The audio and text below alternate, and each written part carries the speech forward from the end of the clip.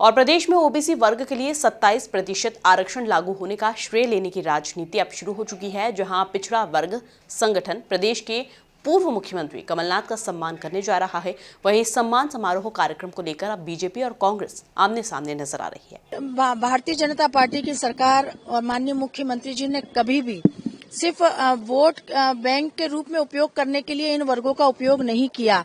ये संस्कृति, ये प्रवृत्ति हमेशा कांग्रेस की रही है, चाहे वो मुस्लिम समाज हो, चाहे वो आदिवासी समाज हो, चाहे वो अनुसूचित जाति समाज हो।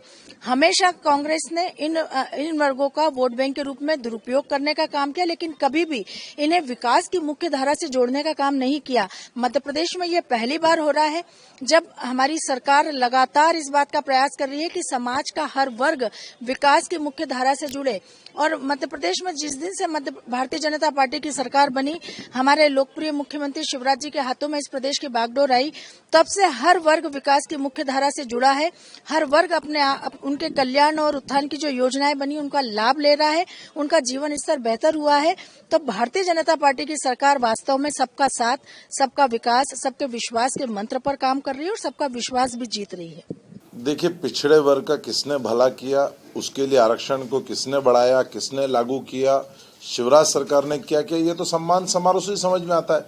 यदि भारतीय जनता पार्टी ने पिछड़े वर्ग के लिए कुछ किया होता तो आज सम्मान उनका होता, शिवराज जी का होता। कमलनाथ जी का क्यों हो रहा है? इसलिए हो रहा है, विपक्ष में भी उनका हो रहा है सम्मान, इसलिए हो रहा है कि उन्होंने अपनी 15 माह की सरकार में पिछड़े वर्ग के आरक्षण को 14% से बढ़ाकर 27% किया और उसे लागू किया।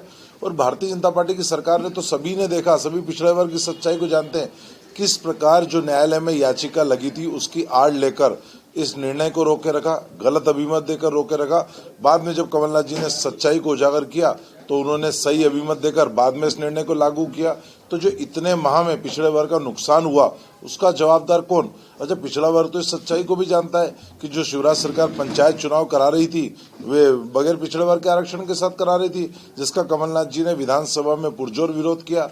लगातार इस वर्ग को लेकर उन्होंने आवाज उठाई, जिसके कारण कि पंचायत चुनाव निरस्त हुए। उन्होंने कहा कि बगैर पिछड़े वर्ग के आरक्षण के मध्य प्रदेश में पंचायत राज के चुनाव नहीं होना चाहिए। इसकी सच्चाई भी पिछड़े वर्ग के संगठनों ने देखी, इसलिए सम्मान कर रहे। यदि भाजपा ने कुछ किया होता तो आज उनका सम्मान होता, आज वो घर थोड़ी बैठे होते सत्ता में होने के बाद। यदि कमलनाथ जी का सम्मान हो रहा है, समझा जा सकता है कमलनाथ जी ने लगातार इस वर्ग के हित के लिए कई काम किए हैं।